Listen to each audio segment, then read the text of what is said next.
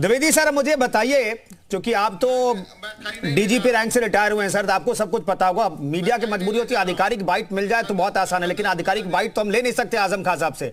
यहां पर तय करना है कि भाई आजम खान नहीं चाहते थे या फिर जेल प्रशासन ने मिलने नहीं दिया।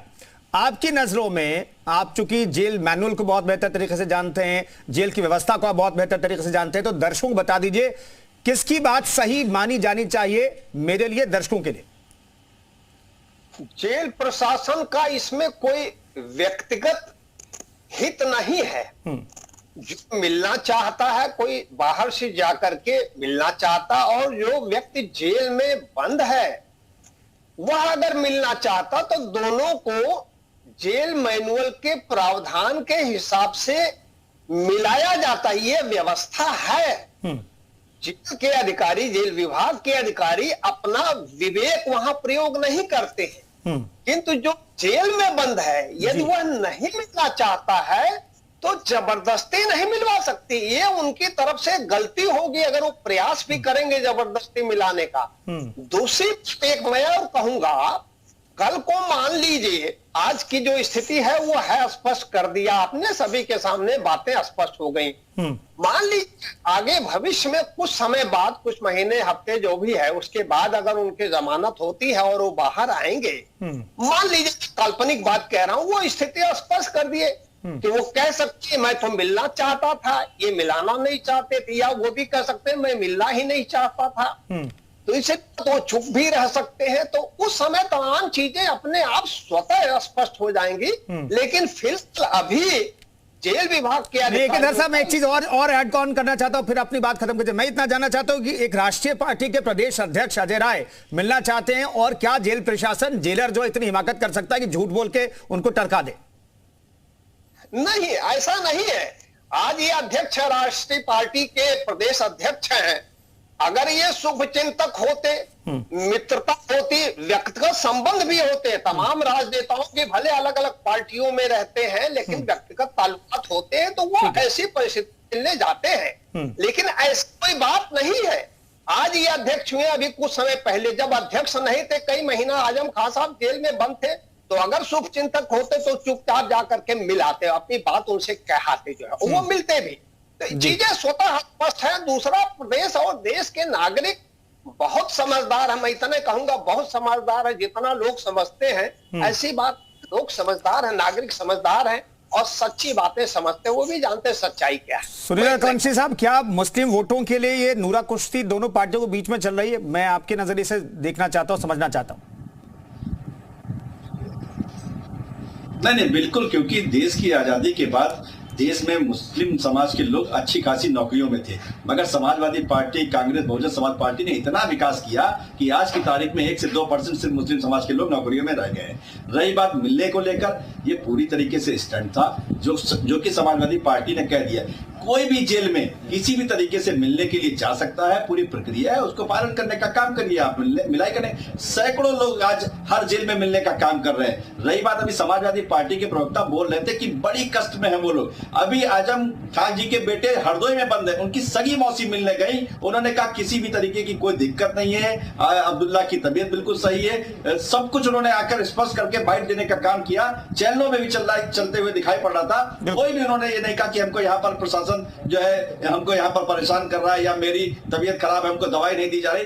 बिल्कुल साफ स्पष्ट किया है कि मुझे किसी भी तरीके की कोई दिक्कत नहीं है। और रही बात, इनको ना तो देश के कानून पर भरोसा है, ना पुलिस प्रशासन पर भरोसा है। इनके राष्ट्रीय अध्यक्ष अखिलेश यादव जी डीजीपी कार्यालय में जाते हैं और कहते हैं मैं आपकी चाय नहीं पीऊंगा, आप पर मुझे भरोसा नहीं है, आप मुझे जहर पिलाने का काम कर सकते हो। तो जो प्रदेश के मुख्यमंत्री रह चुके हैं और जिनकी सुरक्षा में भी पुलिस कर्मचारी लगे हुए, उनके लिए इस तरीके की बात बोलना, आप खुद समझ सकते हैं कि किस तरीके की बात राष्ट्रीय अध्यक्ष अखिलेश यादव बोल सकते हैं और समाजवादी पार्टी के लोग बोल सकते हैं। तो पूरी तरीके से झूठ बोल रहे हैं। कोई भी कहीं पर भी मिलने जा सकता है। अब हो सकता है समाजवादी पार्टी के द्वारा ही आजम खान से कह दिया गया हो कि भाई आप कांग्रेस के लोगों से ना मिलने का काम किया करें, क्योंकि आप कांग्रेस के साथ में अखिलेश नहीं कलेश चल रहा है, ये साफ तौर से दिखाई पड़ रहा है और आप सब लोग भी देखने का काम कर रहे हैं।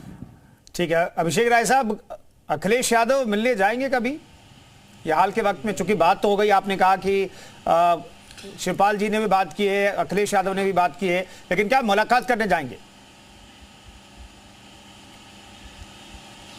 देखिए, मैं सबसे पहले तो बात एक चीज बता देता हूँ सुनील हरबंशी भाई को कि एक हमारी तब पूर्वांचल में बहुत तगड़ी कहावत है कि चौबे जी गए थे छब्बे बनने, दूबे बन के लौट गए। इनके साथ भी यही होने वाला है, ये अब देख लीजिएगा, भविष्य के गर्त में ये है, आप देख लीजिएगा। मेरा स्टेटमेंट आज के डेट का रिकॉर्ड कर लीजिए जी, ये मेरा स्टेटमेंट है और बहुत मजबूती से स्टेटमेंट कहता हूँ। आप जानते हो मैं सीनियर प्रवक्ता हूँ और बहुत जिम्मेदारी से बातें कहता हूँ। तो चौबे जी छब्बे बनने गए थे। चलिए सर, अब मेरे सवाल का जवाब। ठीक है, अभी मंत्री पद का लालच है, अभी घोषी में नहीं। अब आपके सवाल का जवाब दे देता हूँ, आपके सवाल का जवाब दे देता हूँ। बिल्कुल राष्ट्रीय अध्यक्ष जी एकदम कांटेक्ट में है।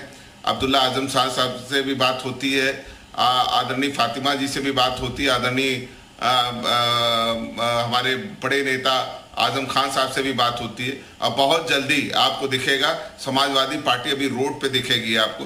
हम कोर्ट के निर्णय को चैलेंज नहीं करते, अगर हम नहीं मानते निर्णय को तो आज समाजवादी पार्टी का हर कार्यकर्ता, प्रमुख विपक्षी दल है, आज रोड पे होता। और आजम खान साहब का आदेश है कि आप लोग कानून व्यवस्था अपने हाथ में नहीं लोगे, ये आजम खान साहब का आदेश है। उन्होंने कहा कि मैं फना हो जाऊंगा, मैं दुनिया के लिए वो हो जाऊंगा, लेकिन मेरा उत्तर प्रदेश नहीं वो होना चाहिए। आजम खान साहब ने उत्तर प्रदेश के लिए जितना किया, उन्होंने गरीबों के लिए यूनिवर्सिटी बनाई और गरीबों के लिए क्या किया क्या नहीं किया, और उसकी सजा उनको मिले, उनको मुसलमान होने की सजा मिल रही है और ये तानाशाह सरकार उसको कर रही है।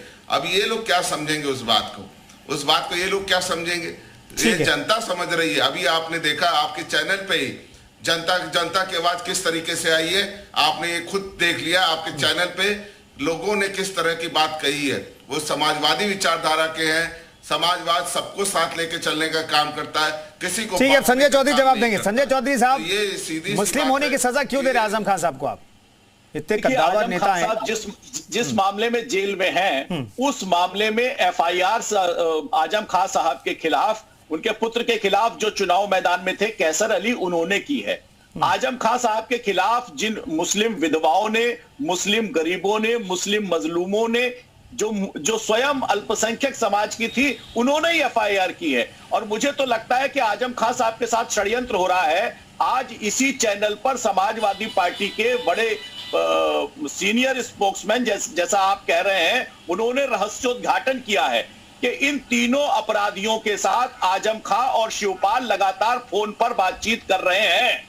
और अगर ऐसा कर रहे हैं, जिसको समाजवादी के प्रवक्ता यहां चैनल पर सार्वजनिक रूप से घोषित कर रहे हैं, तो मुझे लगता है कि अगर वो जेल मैनुअल के हिसाब से बातचीत नहीं है, तो ये स्वयं आजम खां और उनके परिवारों को समाजवादी पार्टी के अधिकृत वरिष्ठ प्रवक्ता, मुझको लगता है, गंभीर खतरे में डाल रहे हैं। ये निश्चित रूप से आजम खान साहब के खिलाफ समाजवादी पार्टी षड्यंत्र कर रही है और इसीलिए उनको फंसाने में ये लोग भी उसके साथी हैं, क्योंकि स्वयं मुसलमान आजम खां और उनके परिवार के खिलाफ खड़ा हो गया है। वहां चाहे रामपुर में उनकी हार हो या बगल में भारतीय जनता पार्टी के गठबंधन से पसमंदा मुसलमान की जीत हो, यह बताता है कि स्वयं समाजवादी पार्टी और कांग्रेस आजम खां के खिलाफ निश्चित रूप से षड्यंत्र कर रहे हैं। ठीक है, अभिषेक साहब कुछ कहना चाह रहे थे, जल्दी से सर,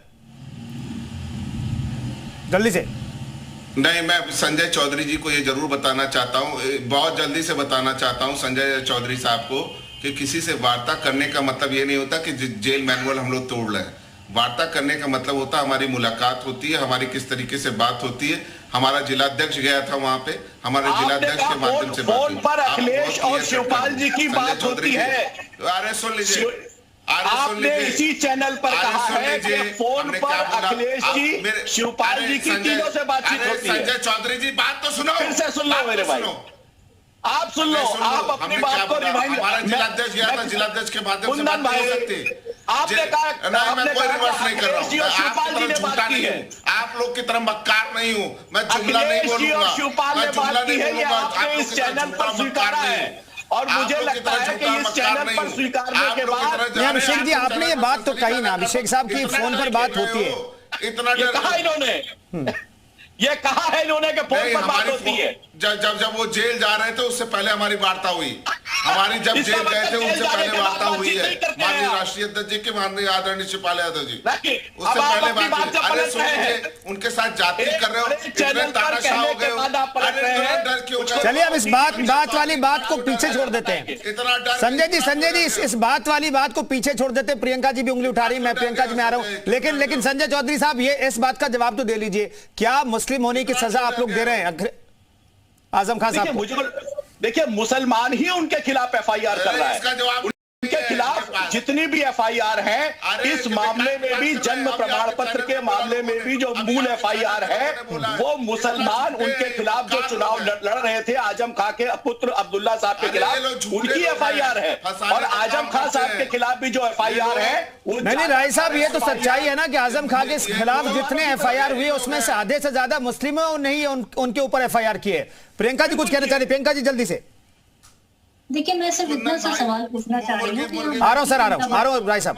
प्रियंका जी नहीं, यहाँ पर ये सवाल उठ रहा है कि ये प्रशासन पर ये सवाल उठा रहे हैं कि वहां पर बातचीत हो रही है, अगर किस हो रही है तो वो लॉ के अंतर्गत आती है कि नहीं आती, रूल्स के अंतर्गत आती है। मुझे लगता है ये तो अपने ही प्रशासन का सवाल उठा रहे हैं। और दूसरी चीज मैं ये कहना चाहती हूँ कि आज राजनीतिक शुचिता बनाए रखनी चाहिए, क्योंकि आज आप राजगद्दी पर बैठे हुए, कल कोई और बैठेगा, और तब अगर कोई किसी से मिलना चाहेगा तो मुझे नहीं लगता कि इस तरह की कोई हरकत करनी चाहिए, क्योंकि राजनीति में एक तरह की शुचिता बनी रहनी चाहिए। कोई अगर किसी का शुभचिंतक है, कोई किसी से मिलना चाहता है तो उसे स्पेस देना चाहिए, ना ही उससे इतना डर जाना चाहिए कि कोई भी राजनीतिक दल इतने डर कर कैसे सत्ता चला रहा है। ये अपने आप एक सवालिया निशान है जो भारतीय जनता पार्टी को सोचना चाहिए, क्योंकि वो डबल इंजन की सरकार है। वो इतना कैसे डर सकती है कि उन वोटों के ध्रुवीकरण को लेकर तो साफ नहीं बीजेपी डरेगी क्यों? प्रियंका जी क्यों डरेगी, जरा सा समझा पाए क्यों डरेगी? अगर ये मुलाकात हो जाती है, कुछ मुस्लिम वोट आपकी तरफ चले जाते हैं, कुछ समाजवादी पार्टी की तरफ चले जाते हैं, तो मैंने